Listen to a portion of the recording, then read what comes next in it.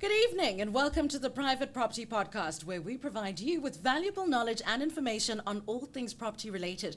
Whether you're a first-time home buyer, a seasoned investor, or just looking for some expert advice, we have got you covered. So tune into the show every Tuesday and every Thursday at 7 p.m. for tips, insights, and expert advice on all your burning property-related questions, because we cover all topics related to property. That's because this podcast is brought to you by Private Property. Remember, you can find your new home on privateproperty.co.za.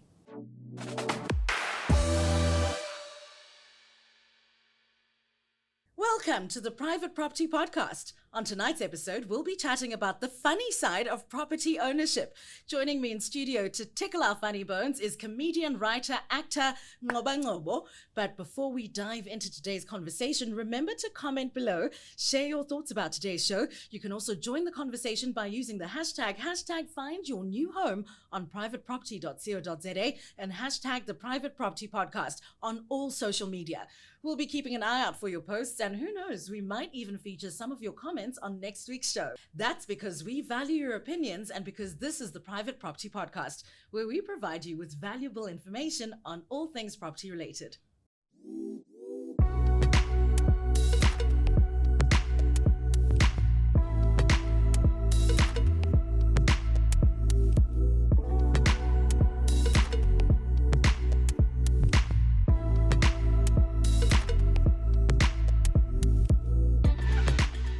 Like I said before, joining me in studio is Nqoba Ngocba, who is an actor, a comedian, jack of all funny trades, I imagine.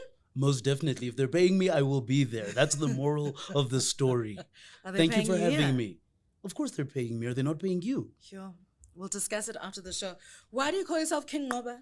Because I'm modest. You know, it's hard being this amazing on a regular basis and succeeding on so many different platforms. So in order to make sure, actually the truth is I just got tired of people misspelling and mispronouncing my name. Okay. Nqoba, as in not quite obvious but amazing.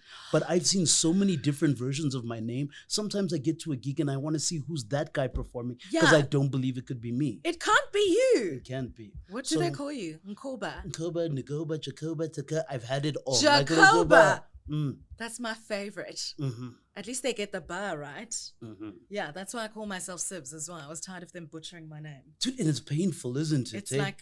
And you know what, guys? I just want everybody to know I've learned from this lesson, Sibs. I've realized that my child shouldn't have to suffer the same things I've gone through. Okay. So her name is Nqobile. It's much easier on the tongue.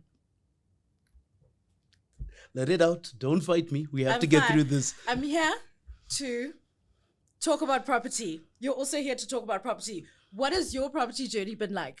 Oh, goodness. I started right at the bottom like anybody else. Okay. I've been in Mkuku. I've had rats running over me at night. I felt that cold wind coming through the cracks in between the corrugated iron. I've also been a renter and stayed in one of those adult reses where they give you so many rules. You wonder, are they actually allowing me to live here, or are they renting me the place and calling it a sale? I've also been a property owner and had to deal with rentals. Okay. And rentals are a nightmare. Anybody out there, my rental advice is prepare yourself to spend more than the deposit on whatever the repairs will be after the renters. I'm definitely renting where I live. But I believe in you. There's FLISP, there's hope. All you have to decide is where do you want to go and get there. Not a spokesperson. Can you save your advice for when I ask you for advice? Right now, I'm asking about your property journey. Are you owning now? Are you... At the present moment, I'm owning. I'm based inside Pretoria, and it's my... Pretoria, really? I love Pretoria. I stay on a Jacaranda Line street. My neighborhood is wonderful. No, it was also about little things like the access to the schools around me, because I am a full-time parent and I'm a single parent. So if I don't have a... Okay, single dad. Hey, everybody who's watching out there, don't even think about it. I'm on another year of celibacy. Oh. Only thing you can get from me is disappointment. But as a single parent, you're always looking at the amenities. Am I able to go to the shops? Is my child able to walk to the shops? Are we able to get to the school and to the transport? And also, will my property continue to appreciate over a long period of time? Because let's be honest, you're putting down a hell of a lot of money and a hell of a lot of your time. And unless you win the Powerball, you're going to be there for a very long period. Absolutely. So you should try to be as happy as you possibly can in that space. And I suppose safety would be an important factor for you as well. Just, you're saying can your child walk to the shops? And it's like... Like literally, it's a Can simple they? question. Can they? Because if they can't walk to the shops to get themselves bread, because the way I've always understood it is the safety of our society is purely dependent on the safety of our women. And if our women aren't safe, then that society isn't safe. Absolutely. Oh, I love a feminist. What are your highlights and lowlights on your property journey? All right, my highlights, honestly, has had to be getting my first title deed when it was done and it was sold. And When was it? Like, paint a picture for me. All right, the first title deed was 2000. Let me think. Pizza shop 2008. And I had to sell the property shortly afterwards because we went through the recession. I lost all my money, lost my pizza shop, and I needed to find another way to create. Oh, no. But things happen. And my low light, honestly, had to be chasing renters out of the property that we're in now.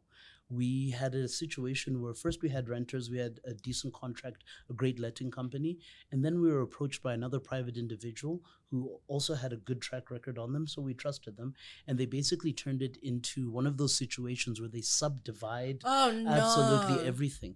And the cops were being called to my house on regular occasions. For what? Well, basically they were dealing drugs inside the property. There was prostitution happening inside the property, and on top of all of that, we had to physically get them out because they refused to vacate the property. Yeah, see the shock in your eyes. What? Like straight up, no jokes. How do you get a drug dealer out of your house? I tell them to keep it. No, you don't. You get them out in the middle of the night when they're least expecting it, and then you search everything because you might find something that might help you pay off your house even quicker. Like going fishing in Florida. You don't know what you're going to find. Exactly. Yeah. Yeah. That's so wild. No, but it's the honest truth. Like, if anybody's been through that situation, I'd have to tell you honestly. The first thing you can do is make sure that you know who your local counselors are, because they have to work in tandem with your local police station to help you execute the eviction. Because after a certain time frame, you get into the squatters' law debate. Exactly. And honestly, if you're the person who's still on the hook for the bond, if you're the person that's still paying all your rates and taxes, and you're the person that's paying all of your insurances on the property, do whatever it takes to make sure you're also the person who's enjoying the benefits of the property. Yeah. Period. Oh my goodness. Did anyone get arrested? Yes, somebody did get arrested. Oh, you want the whole thing? Yes. No, dude, it's still sub judice. I can't be discussing things, but it wasn't me, guys. I'm not safe. Only thing they can arrest me for is these looks. Okay. But other than that, I'm fine. Did they threaten you? Oh, people always threaten you. You know how a living situation is. Living is very, very difficult, especially if you look at South Africa now as a whole. I think we've had a big influx of foreign money that's overpriced our middle class to upper class property, which has made it difficult to find decent properties at a decent price. You can see why other countries like Canada are restricting the amount of property that foreign investors can buy, because it outplaces it makes sure it doesn't impulses locals from buying inside their own market, unless you happen to find great deals. Like you're talking about the highlights and the lowlights. One of my biggest highlights has got to be Cosmo City. I went halfies with a cousin of mine on a property in Cosmo City, and the amount of growth that they have had has been spectacular. Yeah. You would have never gotten that at Africa Bank in the beginning. You would have never got that at Absa Shares. You wouldn't have done it with gold. I mean, you're talking about 300K properties that are now sitting at 600-700Ks 5 to 7 years later. That kind of growth doesn't happen anywhere else. Yeah. I'm still very interested in this prostitution ring story, but I'm going to move on.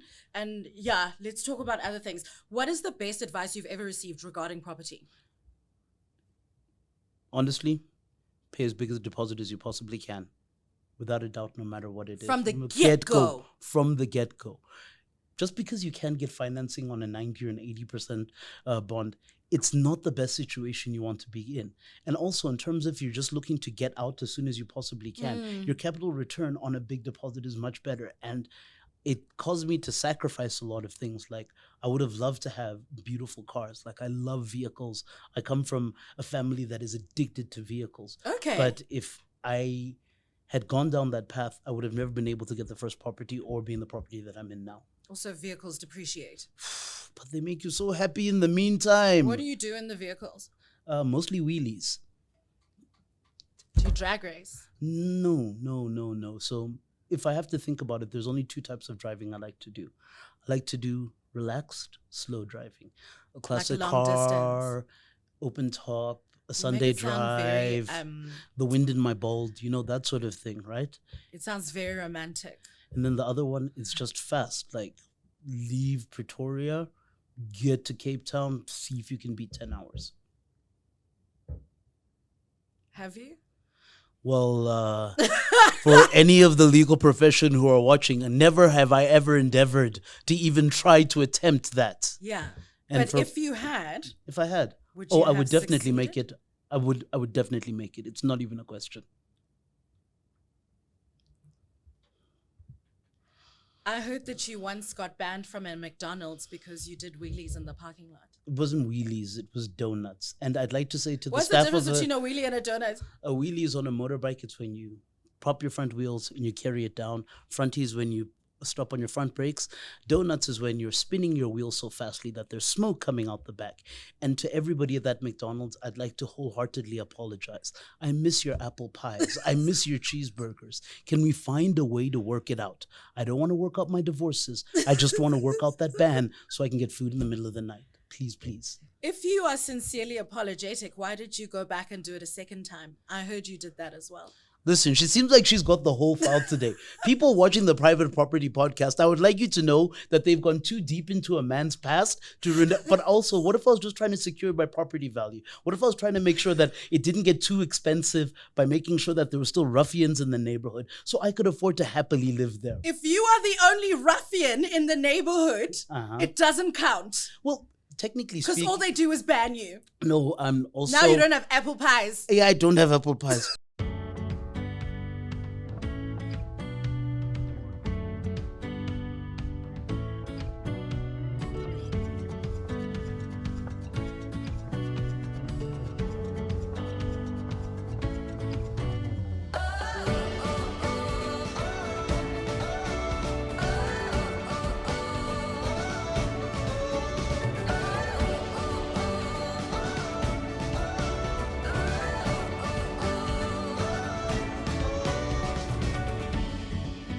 So you're staying in Pretoria. Yes, I'm staying in Pretoria. I love Pretoria. How did you end up there? Are you from Pretoria? So we're originally from the Eastern Cape. My mother's from the Eastern Cape. Where? In Nqamakwe. She was Okay. born in Kofinvaba. I was born in Mthatha. My dad's Me from Cape. too. Are you joking? No, for real. This is the big Mthatha question. And people always say this. There's two hospitals in Mthatha. There's St. Mary's and there's Mthatha General. And I've never met anybody who was born at Mthatha General. No, Where I was were you definitely born? at St. Mary's. Who was born at Mthatha General? See, that's the question I ask. I have a birth certificate that says I was born at St. Mary's, but I still haven't met anybody who was born at Mthatha General. Everybody Maybe was they didn't born have at... a maternity department. Do you think so? I That don't St. Mary's know. was the only maternity I've department? never even gone into Mthatha General. Are you kidding me? I've seen it. How often do you go back? Not very. Well, I still go back because we still have property that side, and they recently got electricity to the village. We're inside Tsomo Nice. district, and I love it. For me, it's like a beautiful reset. There's nothing like the village to remind you how fancy and full of yourself you've gotten in the city. Yeah. It's like that reset button. It brings you back home. Grounding. It's a grounding experience. It is. How do you move from there to Pretoria? So it's actually a long story because my family moved all around the world. We were here in South Africa. My dad was a political exile. We were in Swaziland. Then from there, we were in Canada. And then after Canada, my parents divorced. My dad came back first, and he was in Botswana, then Randpark Ridge. My mother also came back, and she was in the Eastern Cape. Randpark Ridge of Johannesburg, Gauteng, Randpark. South Africa. And then eventually, we ended up living with my mom, and she was the one who liked Pretoria. And she, was always a big advocate for the city. She said it's a little bit cleaner, the air's a little bit better, the spatial planning works out. And because technically, if we're being honest, Pretoria wasn't designed for us. Pretoria was designed for people who thought they'd never have to deal with us. And that's why everything works so well. Spatial planning. Mm-hmm. So now you've ended up in Pretoria and you're staying. Yes. I've been in Joburg back a couple of times. I was in Kyalami for about 3 years with my ex-wife, and it's the adult res experience. I mean, how can somebody tell you when you're supposed to go out and the amount of guests you're supposed to have? No, that's ridiculous. It is, but it's also like if the way I see it, it feels like an artificial property bubble, because they also tell you how much you can sell your property for. And if you're willing to take a loss just to get out of the property, that should be your decision and not a body corporate's decision, because you're the person that bought the property. With your money. With your money. So that whole sectional title deed is incredibly difficult. And I think there's going to be some changes that need to take place inside that space, because it can't continue going on the way it's going on now. What do you want to change? If I had to do it personally, Yeah. well, regardless of what the property is, if you wanted to turn it into an Airbnb, you should be allowed to. If you're the owner Because of the you own it. you own it. It's yours. But then you have that accommodation situation, like what's happening in Cape Town now, where it seems every single apartment now has become an Airbnb, and there is no more living space for anybody. So that, excuse me. And then they also have to be realistic. I don't think that a 2-bedroom, 2-bathroom place should be 1.2 million rand. That just, it doesn't make sense to me. And when you look at the finishings and the quality, sure, you've got a couple of appliances, you've got some marble tops, but I still don't see your 1.2 million rand. I'd rather have a standalone in the middle of Edenville for something which is same money and much, much better value. And much, much bigger. And much, much bigger. And on top of that, I don't even have restrictions, like I can't have a generator on my balcony. That's ridiculous. Have you heard that stuff where you can't have so now if you're working from home, like I tend to work from home a lot with the writing and the television shows and the other things that I produce. And if you're working from home, they tell you can't have a generator. It's like they're literally telling you, you cannot work from home. Don't have an income. Yeah. So how did that decision end up in the body corporate's hands? How does it make sense? It doesn't. See, that's the issue. There needs to be reforms. There needs to be changes. I hear you and I am with you. What advice would you give to a first-time home buyer? First-time home buyer, regardless of your budget, please, please, please try to stick inside of it. Don't go overboard. The thing about a great property is it's easy to think just a little bit more and a little bit more and a little bit more, and then you won't realize how much that little bit counts over the long period. The second thing I would do is look for your deals, whether it's your sheriff's auction, whether it's distressed properties where people are trying to get out of their bond ASAP, whether it's family members or people who are looking to downgrade. Look for your deals. People moving abroad. Or people moving abroad. Look for your deals, because your deals is the difference between you finding a good affordable property or an amazing affordable property. Where do you find deals? Me. If I have to be honest, I do a lot of the sheriff stuff if I can. Well, when I was looking for property. And now, like, I just genuinely want to find a decent distressed estate. But I'm not looking to look bricks and mortar anymore. The next properties I want to go like self-contained container units. I think that's the easiest way, because regardless of where it is, should the need arise, I could move it to somewhere else. You can pick it up and move your it to house. And there's very few houses that you could do that too. It sounds very American. It's also like, where's the foundation? It isn't. It's a small foundation. If you're looking at like a 20 or 40 foot container, you can do a single unit. You're looking about 260 if you do it right. Nice fittings, nice furnishings, your own backup, your own water, your own toilets, your own everything. Anything between 260 to 360. And then once you've got it, you've got it. Even if you're running that property as a beach house, Elusigi or wherever, that property is going to have you back your money within 2 years or year and a half, 2 years. Yeah. So when you're sick of it and you think, okay, I've had enough of living at a hole in the wall and I want to move to KZN, now it's just the fear of moving it and resetting it. And you can't do that with traditional bricks and mortar. To get out is a big, big fight. Obviously, you can't pick up your house and take it to another location. You can. I mean, technically you can, but the amount of steroids you have to do might make you explode. But you can. And if you're thinking about it, please go for it. Go for it. No, you're sentencing people to death. Stop it. True. All right, I'll stop. Stop. Don't try and pick up your house and take it somewhere. You're not going to... The problem is you don't think.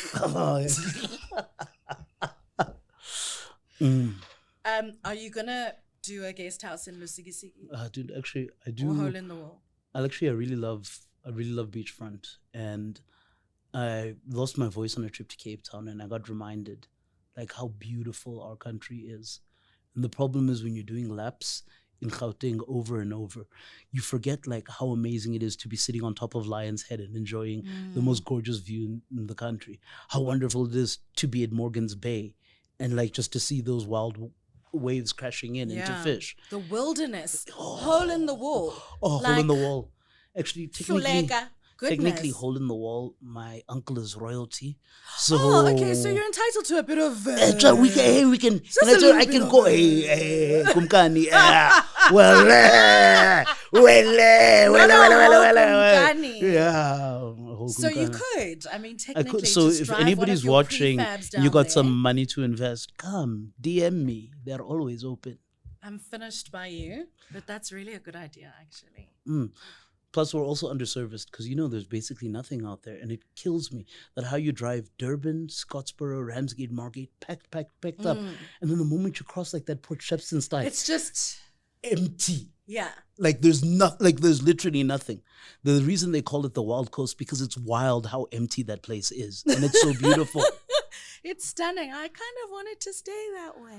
But you can't. You have to chase this thing called the manis. And if there's none of the manis, then the kids don't stay in school and the donuts don't get donated. Yeah. And the McDonald's apple pies, which they won't let you get to. They don't happen. My goodness. And that's all we want in life, to be banned from fast food eateries. The trick is just keep switching cars. They printed out his face and they put it up at the McDonald's and they said, do not serve. Listen to me, everybody. I'd like you to know Mandela also went to jail and suffered because of some stuff that he shouldn't suffered from. We all go through trials and tribulations. It's a part of this. Your example. So did Tony Yengeni. Lots of people go through things. Mswaki Mbuli went to jail for bank robbery, guys, and he's a stay-at-home dad now. So remember, there's always change and growth in life. Don't judge a person by who they are. Judge them by what they're still going to do. This is the other thing, if we're being honest about it. South Africa, we're beautiful. We're a gorgeous country. We've got fantastic facilities. And we're on the precipice of leading Africa in so many different ways. And if we're honest about it, both in terms of our governance and our people. And I mean in terms of our people's little things, not bribing, not jumping lines, not sorting out things, not putting in friends through the back door, then we'd be able to sort out more high-level things, like our corruption. And there has to be a major change one way or another, or we continue doing that nosedive. And with that nosedive, everything will go with it.